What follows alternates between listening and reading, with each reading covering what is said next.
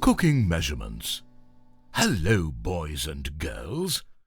Today we will be reviewing Chapter 10, Baking and Cooking, from the book I Didn't Know That. We all know 2 cups equal 1 pint, 2 pints equal 1 quart, and 4 quarts equal 1 gallon. But did you know there are 16 tablespoons in a cup? Yes, that's right, 16. And 3 teaspoons in a tablespoon. Excuse me while I turn the page. Now, let's move on to butter. 1 stick of butter equals half of a cup.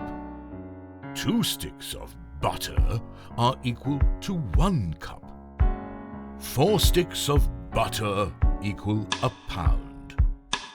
And in conclusion, there are 8 ounces in 1 cup and 16 ounces in 2 cups.